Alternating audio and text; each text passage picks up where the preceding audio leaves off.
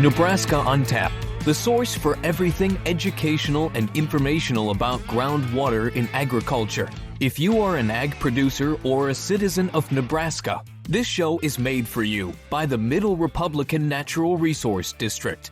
Now it's time for our weekly show, hosted by Heather Disming. Hello, everyone. Thank you again for joining us this week on Nebraska on Tap. So this week we are also interviewing another board member. Joe reached out and said he would like to talk about his experience for the 20 years he has been on here. He has had a lot of experiences and just how he likes to serve the community and what community service and public service mean to him when he's not chasing cows. So we will get into that interview here in just a little. Stay tuned.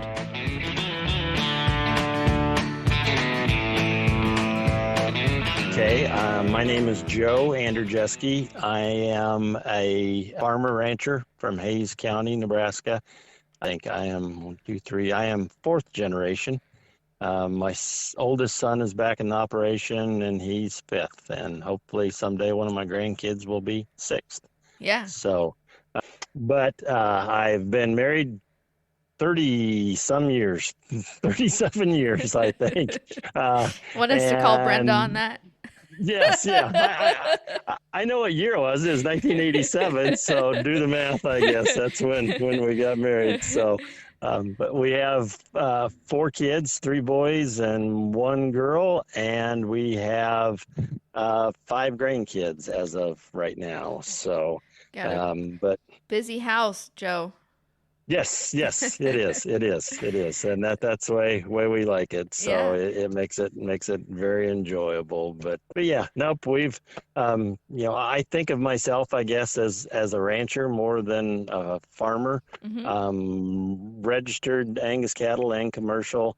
The NRD has brought a lot of things, back to me that I've learned and I've got to do, experience and. It's been a wonderful, wonderful thing for me. I've been lucky. I've been the state association rep, and I got to go through the offices there. And as president, that was something that I'll never forget. And I got to serve on the Republican River Sustainability Task Force, and that was something that. There's so many things that came from there that hopefully I got to inject into our own local board that helped because I couldn't have paid for the education that came out of being on that task force and then I got lucky and was selected by the governor to help select the director for DNR twice. I've got to help select the last 2 directors, which has been an honor and a privilege. And then at one time, way back when Dan Smith was manager, him and I got to go to DC and we, hit the bricks, I guess, and we found some money that was there for us that we qualified for to help rebuild one of our watershed dams, and we were trying to figure out how we were going to come up with $1.5 million, and we ended up pretty much all of it was paid for. We had to do a little bit of in-kind money, and that was it. So that worked out tremendously good. And then as I was officer on the state association, I got to be part of a white paper that went to Congress and Senate. And so, that was an experience that I'll never forget. So, but all the people throughout the state that I've met and working with all the people locally is truly been an honor and a privilege. And it's something that, I don't take lightly, I guess. Mm-hmm. The 20-some years I've been on the board, I've never missed a meeting.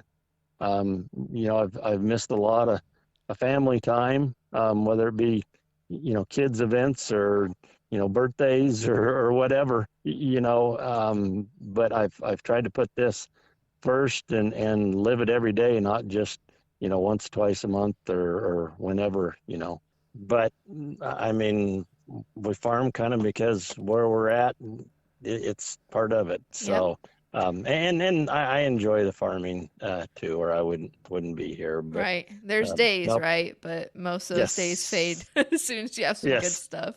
So how That's long right. have you been on the NRD board here at the Middle Republican, Joe? Oh, 23 years. Yes. I started going to meetings a couple years before I actually ran and got elected. In 98 is when Kansas sued Nebraska. And, it was one of those deals that really caught my attention. And so I started going to meetings, and I don't know, I was raised that, anybody can sit on the sideline and complain. So you need to be part of the solution, right, and come up with ideas. So you need to be involved. I mean, my dad was on local school board for, I don't know, 25 plus years, and was a founding member of the foundation at McCook Community College. My mom was always really, really involved in different things, and matter of fact, she was made an admiral in the Nebraska Navy by Governor Carey at the time, because of all the time and effort she'd put into different things. So I guess I was just kind of brought up that you need to get involved. No, And, yeah, I love it. And would you say that's some of the values that you have for the Middle Republican NRD board and still being actively on it? Yes, yeah, definitely. And I guess I was brought up too with a dad and a grandpa that, always taught me that, maybe our name is on the deed to the land, but, this is God's, and we're here to take care of it and make it better for the generations that follow. And, for us out here, natural resources is it. I mean, that's what we've got to worry about. So, I guess it was kind of a natural fit. And it's always been something that interested me. My family always says that I will talk to anybody forever about cattle or water. So I guess you're invested, huh? That's right. Yes. Yes, it is. It is. Yeah, and you being on the board for 20 plus years, you've definitely seen some changes and some different aspects to certain, issues and everything like that. And, the Republican River Compact being a huge one. It came down, that's the reason why we're doing a lot of the things currently, right, is because you got active in the NRD4. So yes, that's really cool to know. Yeah, and it's one of those deals. I mean, when I first got on the board, I mean, it got kind of ugly in a hurry. I mean, with the lawsuit, one of the first things we did was put on a moratorium, stopping, the drilling of any new wells, irrigation wells, and that was not, the best thing for a lot of people. And then, for that, after that, we went in and got everything metered. And then after that, we put on an allocation. And, there were a lot of people that were unhappy, with all the changes that were made so quickly, but, something that we had to do to be in compliance with Compact. And there were a lot of really difficult decisions that had to be made, in a pretty short time. And, there were a lot of meetings that got pretty heated, and we had lots of people come to meetings, 150 people show up. Whoa. And, everybody wanted to talk, and it was a good learning experience, I guess, but it was kind of, one of those deals. I jumped in and put my feet to the fire right away. And, I wish we back then maybe would have had the time to use some of the more scientific and proven methods that we are using now to make decisions. A lot of the decisions we made back then, it was just kind of like, okay, here's the information they're giving us, and we had to make a choice. Yeah, well, in 10 years, it was tough. technology has advanced so rapidly. Yes. It's wild. But yeah, those Yeah. AEM studies are definitely going to be very beneficial once all Yes. that graphing and mapping's done. Yeah, that's something that is wonderful that I wish we would have had back then, because back then we were trying to make decisions that if that mapping would have been available, would have been something really terrific, would have helped us out a lot. But it was, I think it worked out. And then another big deal that was implemented, or fairly early on, was the N-Corp property. And I know that wasn't popular with a lot of people, and there's probably still some people that it's not. But it's one of those things. It served its purpose, and I think everybody, if they look back at it, if they had their choice of N-Corp or having our allocation set at 4 inches or less, I think it's a pretty easy decision. Be totally different if we had a 4-inch or less allocation, and I don't remember now, that was way too long ago, but I think the first number they came out with was 4.2 inches, and then there was talk of right around 3 inches. Wow. And N-Corp has turned out, we use it when we need to, and we don't use it when we don't have to. And I hope people understand that property now, is back to grass. There's cows on it. It's kind of the way it needed to be to me. And, we don't pump any more water on there than if that was still farm ground. It has an allocation just like everybody else. And so to me, it's worked out good. And, that was something I probably caught more heat over than anything, but I'll still stand by that it was the right decision and a good decision. Yeah, and it helps us out in years like right now where we're in a compact call year, where last year we weren't, but clearly last year was very, very dry, leading us into this year of a compact call. Yep. So. And we look at those cycles. We're going to have to use it, probably a third of the time, and it's there when we need it, and that's what it's for. So that way everybody can kind of stay a little bit status quo and not have to make huge changes, especially in dry years. So, yeah. So what are some of your goals right now for the Middle Republican NRD going forward? You guys have put so much work into these last 10 years, after the decision was made in Kansas, suing Nebraska and Colorado for this water. Everybody was delegated their percentages.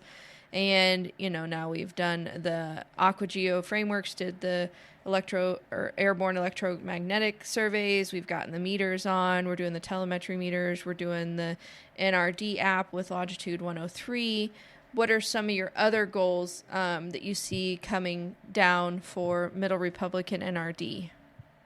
Yeah, I guess short term for me, I want to finish up all the meters, which I think is just something that's magnificent. I'm so excited about that, because we've already proven that we're picking up a lot of water savings just because of the accuracy of those meters.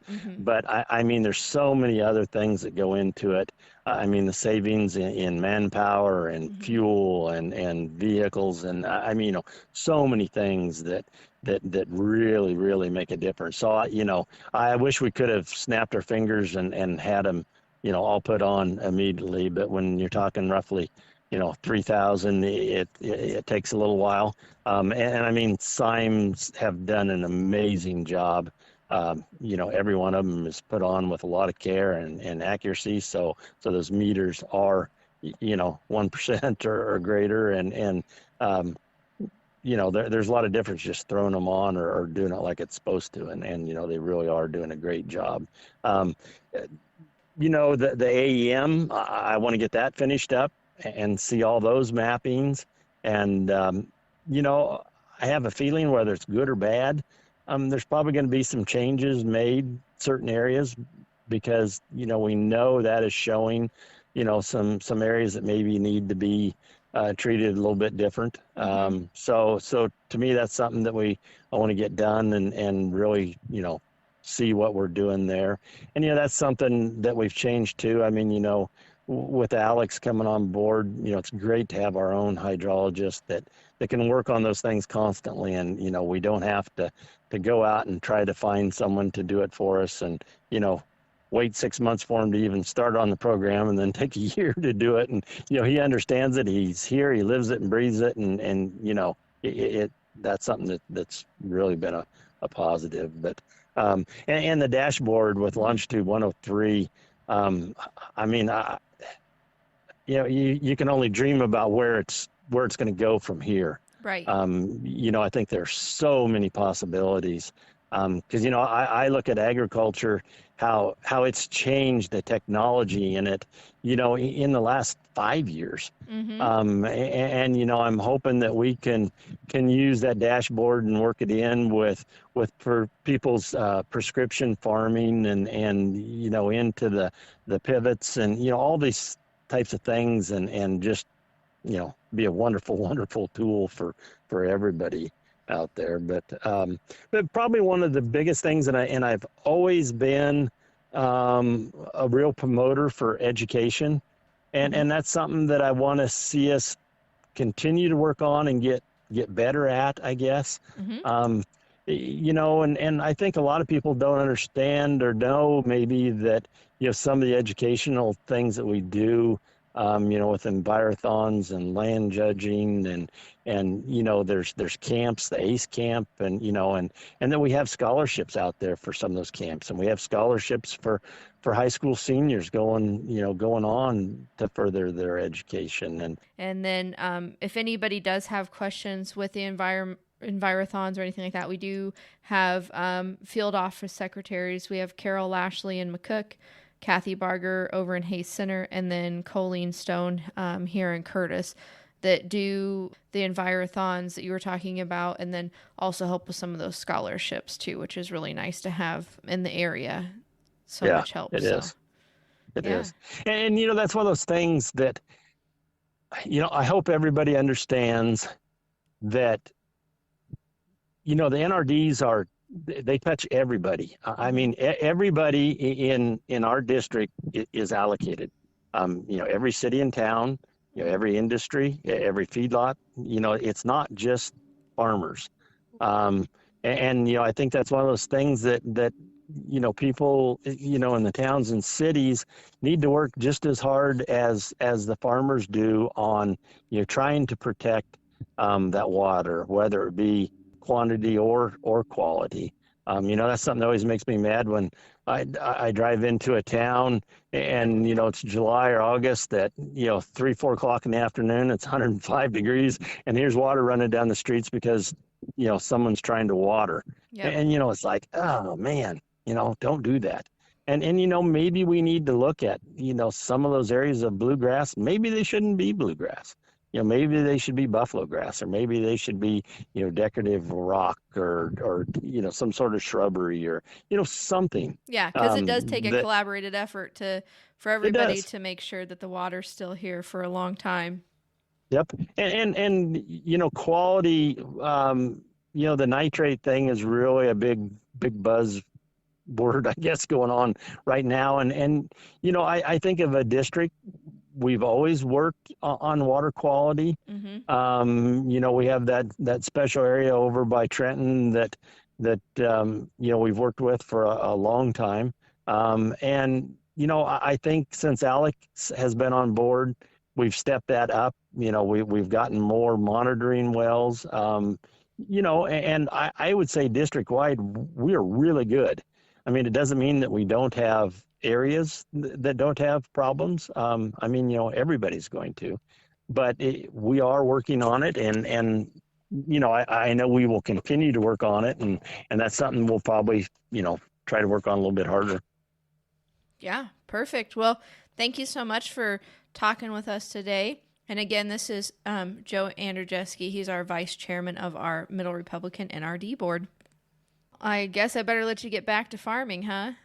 That's right. Got things to do here. So I'm standing here looking at some cows right now. So yep, I will get back to work, and thank you for everything you do, Heather. It was great talking to everybody. Yeah, you too, Joe.